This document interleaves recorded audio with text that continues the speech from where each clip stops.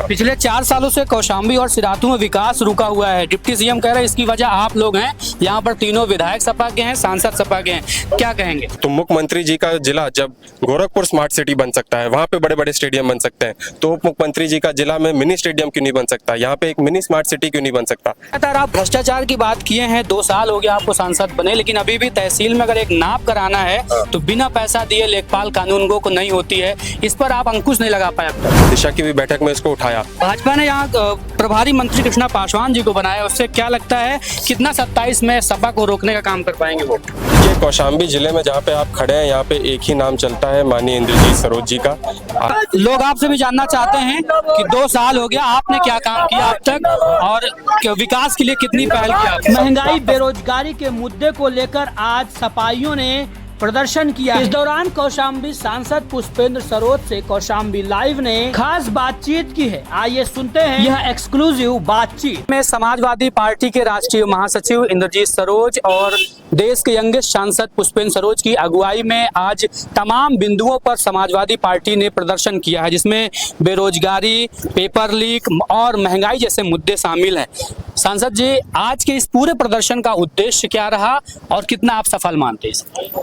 देखिए, ये लड़ाई अभी है, लड़ाई अभी जारी है। आज का उद्देश्य ये था कि जिस तरीके से प्रदेश सरकार हो, भारतीय जनता पार्टी की या देश सरकार हो, हम सभी लोग देख रहे हैं जिस तरीके से महंगाई बढ़ती चली जा रही है, चाहे पेट्रोल डीजल के दाम हो, गैस सिलेंडर के दाम हो या आम चीज़ों पे भी जिस तरीके से दाम बढ़ते चले जा रहे हैं। बेरोजगारी चरम पर है, हमारे नौजवानों के पेपर लीक हो रहे हैं। 65 से ज़्यादा, 80 से ज़्यादा 10 साल में पेपर लीक हो चुके हैं, उनकी कोई सुनवाई नहीं हो रही है। अपनी पूरी जीवन की पूंजी इकट्ठा कर करके पढ़ाई लिखाई करने वाला नौजवान जब उसका पेपर लीक हो जाता है तो उसका भविष्य नहीं, उसकी पूरी ज़िंदगी अंधकार में चली जाती है। उसके प्रदर्शन में हमने यहाँ पे ज्ञापन देने का काम किया, यहाँ पे बहुत बड़ा धरना प्रदर्शन करने का काम किया। और एक नई नीति आपको भी पता होगा हमारे उत्तर प्रदेश में आ गई है, जहाँ पे बिजली 12-12 घंटे, 8-8 घंटे, 10-10 घंटे आती है, लेकिन बिजली का बिल 2-2 लाख, 1-1 लाख और 90-90 हज़ार आता है।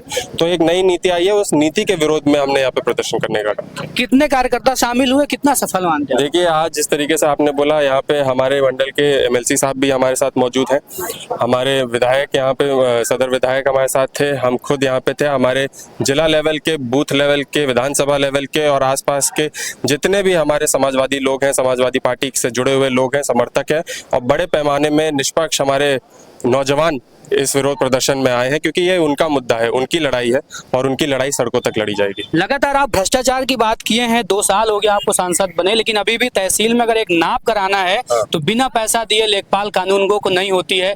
इस पर आप अंकुश नहीं लगा पाए अब तक। देखिए, जिस तरीके से ये मुद्दा उठ करके आज हमने प्रेस वार्ता में भी ये बात कही, छोटी से छोटी नाप के लिए भी पैसा वसूला जाता है, बड़ी से छोटे से छोटे थाने में एफआईआर या शिकायत दर्ज करने के लिए भी पैसा वसूला जाता है, और यहाँ पे बिजली का बिल एडजस्ट कराने में भी पैसा वसूला जाता है। कई बार इसको हमने बिजली विभाग की भी बैठक की, दिशा की भी बैठक में इसको उठाया, लेकिन कहीं ना कहीं सरकार तक ये बात नहीं पहुंची जा रही है। ये मुझे लग रहा है ये जो लूट मची है ये कहीं सरकार के द्वारा कराई जा रही है। जिस समय ब्रिटिश राज था, यहाँ पे अंग्रेजों का शासन था, तो जमींदारी सिस्टम था, जमींदार को भेजा जाता था टैक्स वसूलने के लिए। इसी तरीके से सरकार अपने अधिकारियों को भेज रही है आम जनमानस से टैक्स वसूलने के लिए। छोटे से छोटा, बड़े से बड़ा अमाउंट ला करके इन अधिकारियों से पूछना चाहिए, एक जांच हो जानी चाहिए कि अधिकारी पैसा पहुंचा कर रहा है, तब जाकर के बड़े बड़े लोग इसमें फंस जाएंगे। विधानसभा चुनाव को बहुत कम समय बचा है, क्या तैयारियां चल रही है समाजवादी पार्टी? देखिए, तैयारी हमारी निरंतर चल रही है, 2022 से हम तैयारी कर रहे हैं, और आपके माध्यम से हम एक और बात बोल देना चाह रहे हैं कि 2027 का जो चुनाव आ रहा है, भारतीय जनता पार्टी के भी बहुत लोग हैं जो अपने शासनकाल में बहुत परेशान हैं, अपने जिले के संगठन से बहुत परेशान हैं, छोटे छोटे कार्यकर्ता की कोई सुनवाई नहीं है, उनका कोई लाभ नहीं पहुंचा। वो भी हमसे जुड़ जाएं, इस लड़ाई में हमारे साथ आ जाएं। अगर उनके मान सम्मान स्वाभिमान नहीं रखा गया है तो यहाँ पे मान सम्मान स्वाभिमान है। हमारे पार्टी में छोटे से छोटे कार्यकर्ता की सुनवाई है, और बड़े पैमाने में जिस तरीके से पहले इस जनपद का इतिहास देखा है लोगों ने, जब हमारे पास बड़े बड़े मंत्रिमंडल आते हैं तो हम लोगों का, अपने कार्यकर्ताओं का विकास करने का काम करते हैं। हम सभी लोगों का समय आने पे फिर से विकास करने का काम। पिछले 4 सालों से कौशाम्बी और सिराथू में विकास रुका हुआ है। डिप्टी सीएम कह रहे हैं इसकी वजह आप लोग हैं। यहाँ पर तीनों विधायक सपा के हैं, सांसद सपा के हैं, क्या कहेंगे?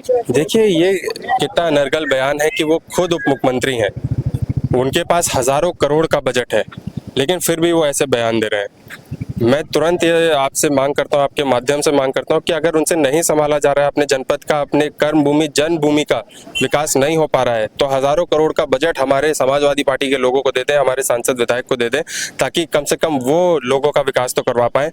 और जिस तरीके से आप बोल रहे हैं कि वो विकास उस प्रगति से नहीं हो पा रहा है, तो मुख्यमंत्री जी का जिला जब गोरखपुर स्मार्ट सिटी बन सकता है, वहां पे बड़े बड़े स्टेडियम बन सकते हैं, तो उप मुख्यमंत्री जी का जिला में मिनी स्टेडियम क्यों नहीं बन सकता? यहाँ पे एक मिनी स्मार्ट सिटी क्यों नहीं बन सकता?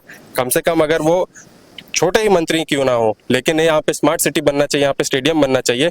बहुत समय हो गया उनको मुख्यमंत्री रहे हुए, ऐसा बयान नहीं देना चाहिए। लोग आपसे भी जानना चाहते हैं कि 2 साल हो गया, आपने क्या काम किया अब तक और विकास के लिए कितनी पहल की आपने? देखिए, जिस तरीके से 2 साल में हमारी जो भी निधि है हमारे कार्यकर्ताओं के लिए समर्पित रही है, चाहे हमने हैंडपंप देने का काम किया हो, क्योंकि जल जीवन मिशन में टंकियां बन के खड़ी हुई हैं, लेकिन एक एक बूंद पानी लोगों तक नहीं पहुंचा है। अपने कार्यकर्ताओं को हैंडपंप देने की बात हो, अपने कार्यकर्ता तक हर तक बिजली के बिल, बिजली के तार पहुंचाने के, बिजली के पोल पहुंचाने का काम किया हो। और अभी हम आपके माध्यम से कहना चाहते हैं, हमने नल और पुलिया का प्रस्ताव पास किया था, इस सरकार ने अपने दबाव से उस प्रस्ताव को रुकवाने का काम कर दिया।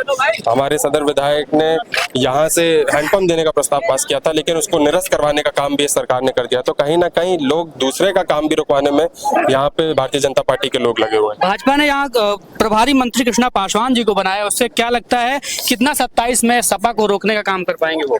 देखिए, कौशाम्बी जिले में जहाँ पे आप खड़े हैं, यहाँ पे एक ही नाम चलता है, माननीय इंद्रजीत सरोज जी का। यहाँ पे आप सभी लोग बता सकते हैं, यहाँ पे कोई भी आ जाए, क्योंकि पार्टी है, प्रभारी मंत्री बनाना है, जिम्मेदारी देनी है, तो उनका स्वागत है। चुनाव के समय मजबूती से लड़ा जाएगा। और आप मुझसे क्यों पूछ रहे हैं? मैं तो खुद यहाँ का सांसद हूँ, लेकिन यहाँ जनता से पूछिए कि यहाँ पे कौन सा नाम चलता है और क्या नाम चलता है, तो आप सब लोग आपको बताएं। ये रहे देश के यंगेस्ट सांसद पुष्पेंद्र सरोज। इन्होंने बड़े बेबाकी से तमाम प्रश्नों का उत्तर दिया और कहा कि कौशाम्बी में एक ही नाम चलता है और वो है इंद्रजीत सरोज का। ऐसी और तमाम खबरों के लिए आप बने रहिए कौशाम्बी लाइव पर। जय हिंद।